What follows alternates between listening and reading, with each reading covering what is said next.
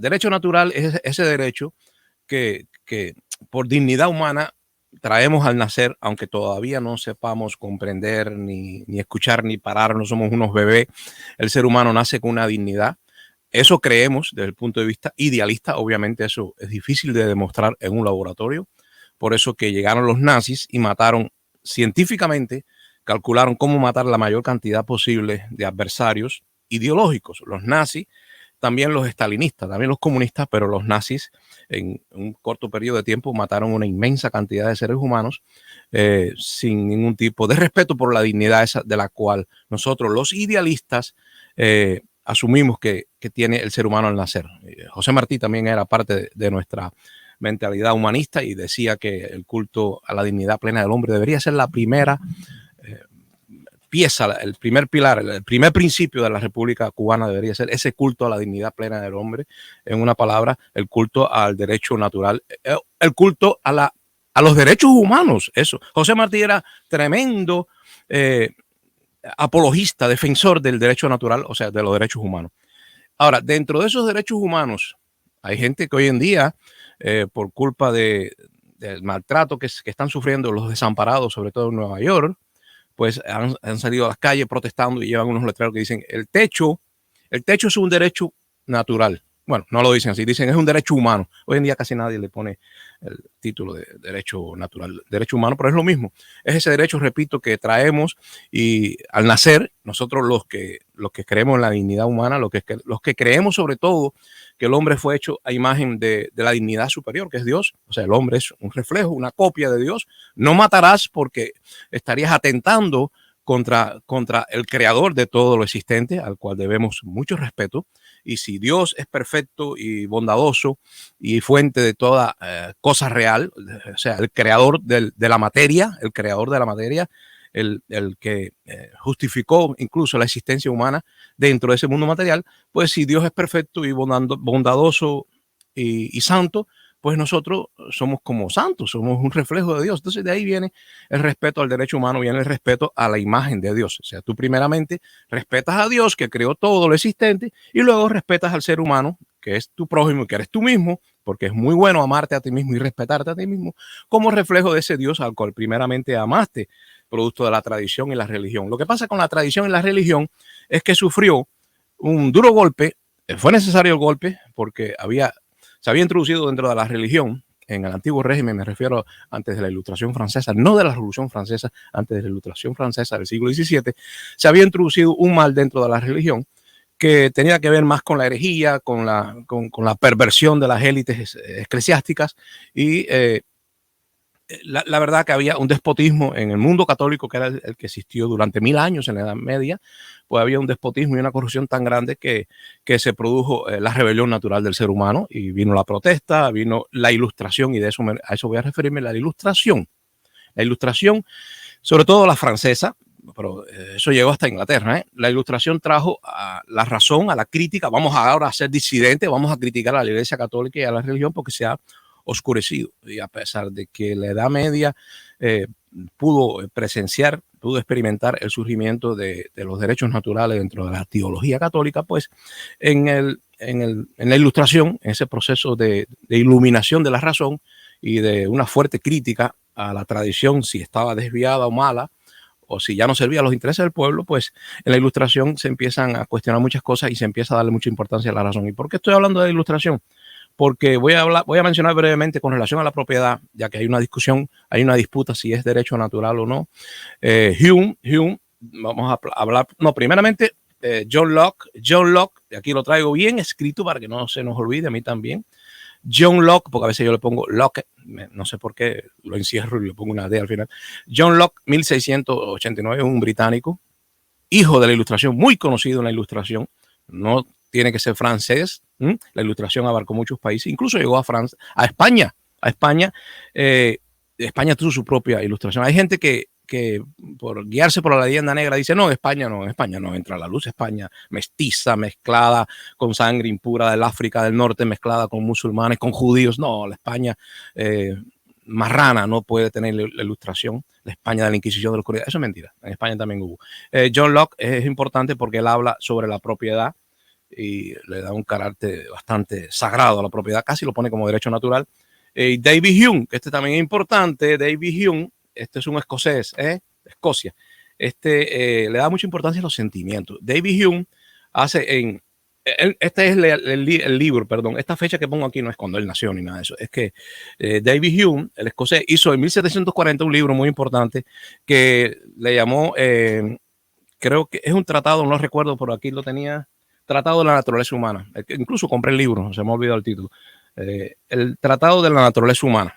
En ese tratado, dividido en 3 partes, la primera parte la dedica y ya voy a explicar por qué estoy hablando tanto de la ilustración y estos señores sobre la propiedad privada. Y es que muchos de nosotros estamos pues muy ocupados trabajando para ganarnos decentemente el pan de cada día y no nos da tiempo a estudiar. Y entonces a veces decimos, no, ¿para qué tanta? Yo no soy polilla de biblioteca, pero sin darnos cuenta escuchamos en la radio o en la prensa escrita, leemos a personas que sí han estudiado estos temas y por eso que, en definitiva, todos estamos influenciados por estos filósofos, aunque no conozcamos nada sobre su vida, sobre su pensamiento, mejor dicho. Este señor David Hume, repito, en 1740 hizo ese tratado sobre la naturaleza humana, sobre nosotros mismos, que ha influido mucho en los pensadores de hoy, aunque ellos no te lo digan, a menudo no lo mencionan.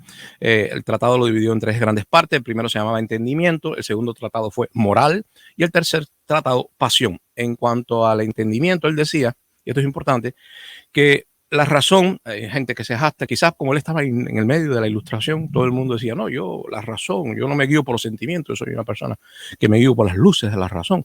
Y él decía, no.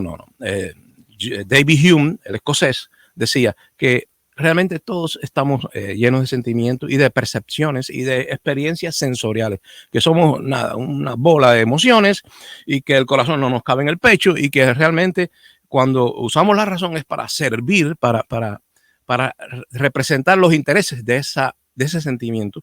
Y también en la tercera parte de su obra, él dice la pasión. Y ahí empieza a hablar también de vicios. Y él destaca, y ya termino, destaca la importancia de la justicia, de las cortes, de las buenas decisiones basadas en el derecho, que no tiene nada que ver con la legislación.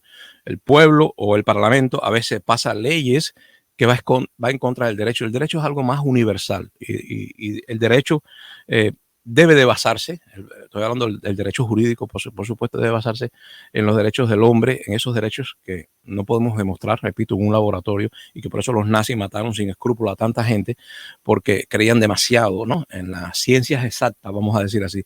Y si tú tienes total fe, casi religiosa, en los laboratorios, pues se te olvida la parte idealista que es difícil de demostrar. ¿Cómo vas a demostrar en un laboratorio que el ser humano debe de tener derechos humanos? No sé, valga la redundancia, humano.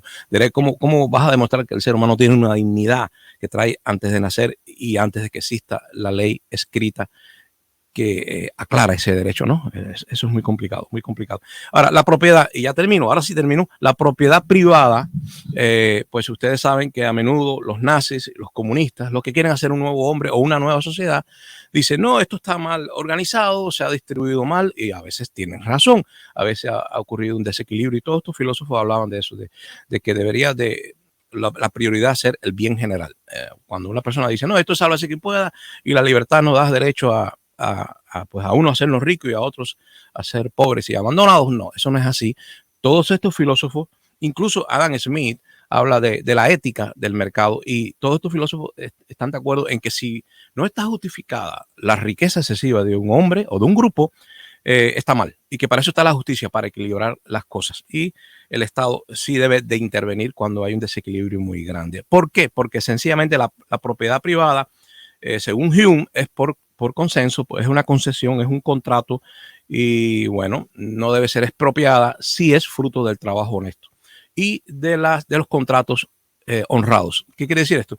Si usted, y todo hombre que en la separación del trabajo se especializa en un tema, si usted llega a la naturaleza, ya sea mineral o animal, o vamos a suponer que usted lidia con ganado y coge las pieles de su ganado y hace zapatos, usted está transformando la naturaleza la está transformando y le puede sacar beneficio en su trato comercial con su prójimo. Usted va al mercado de su ciudad, porque para algo nos asociamos, y esto no es un mandato de Dios, la dignidad humana no tiene nada que ver con la artificial formación de sociedades políticas. Nosotros nos organizamos porque nos conviene, porque razonamos que nos conviene. Nunca Dios dijo en la Biblia, hagan este tipo de sociedad. No, nosotros, por lógica, entendemos que más negocio es que cada uno de nosotros se dedique a especializarse en un tema, no como Robinson Crusoe, que hacía todas las cosas como si fuera el hombre orquesta dentro de su isla. No se trata de llegar al Renacimiento con Leonardo da Vinci, que era doctor, pintor, era de todo. No, no, no. Hay que cada uno especializarse en lo suyo y luego intercambiar ese producto o servicio en la feria, en el mercado, en la plaza mayor de la sociedad humana. Allí intercambiamos, pero en esa negociación de intercambiar y a menudo entra a jugar un papel bastante influyente en la codicia y otros vicios humanos que sí pueden alterar el orden social. Quiero decir que si usted va a la plaza y como es natural, usted va a degradar el producto del contrario, no del contrario, del que está negociando con usted, usted le ofrece sus zapatos hechos con su piel, con la piel de su ganado, y el señor a lo mejor le trae peces o frutas para que usted pueda comer y seguir trabajando, porque cada uno se especializa en lo suyo. Pero a la hora de negociar en el mercado, a menudo usted va a tratar, y todo el que ha vendido un carro de uso, algo de eso, aquí sobre todo en el sur de la Florida, sabe que usted tiene que, cuando va a comprar un carro de uso, tratar de degradar el producto que quiera adquirir. Usted va a decir, pero ese carro está un poco dañado, ¿no? Voy a tener que gastar mucho dinero para... Entonces usted empieza un proceso de negociación en el cual degrada el producto que va del otro. El producto que el otro va a darle usted a cambio de lo suyo, pues usted lo degrada. Y el otro va a hacer lo mismo. El otro va a decir, sí, pero tu dinero pues está devaluado, no me estás dando tan... Esto antes sí costaba menos, pero con la inflación teniendo en cuenta... Entonces, en ese proceso de negociación, la moral puede sufrir daños. En una palabra, estamos continuamente al intercambiar bienes o servicios, estamos degradando al otro. Y allí está el problema de la ética que debe acompañar a toda negociación. Vivimos juntos porque nos conviene, pero a la hora de negociar es posible que alguien use la falsificación de su producto, exagere las cualidades de su producto o degrade demasiado el producto de su comprador o de su competencia. A veces competimos también porque a alguien se le ocurre vender también zapatos, ¿no?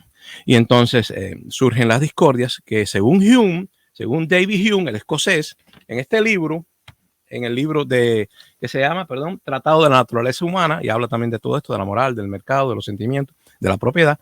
Él dice que nuestra propiedad es honesta y no debe ser quitada. En una palabra, la propiedad ni se adquiere ni se pierde, es sagrada y puede estar más o menos ajustada a lo natural, al derecho natural. Siempre usted no haya hecho un contrato deshonesto, usted no haya engañado al otro y mientras tanto haya sido fruto de su trabajo. En una palabra, si trabajamos, si afectamos la naturaleza inicial de las cosas, las transformamos y hacemos una fábrica y empezamos a procesar minerales y sacamos de la tierra una sustancia, la transformamos para beneficio de la comunidad a través del mercado, pues no hay problema siempre y cuando usted no falsifique, no exagere el producto, y esto lo sabían los antiguos, no haga una balanza falsa, no mienta, y mientras tanto en el contrato, pues usted no haga una presión inadecuada, mientras no engañe al que está haciendo negocio con usted. Si el contrato es honesto y el trabajo honrado, pues la propiedad privada es sagrada. Esto no se respetó ni en el fascismo ni en el comunismo. Los sistemas totalitarios, apoyados por multitudes enardecidas, van contra las minorías y a menudo les confiscan el producto de su trabajo.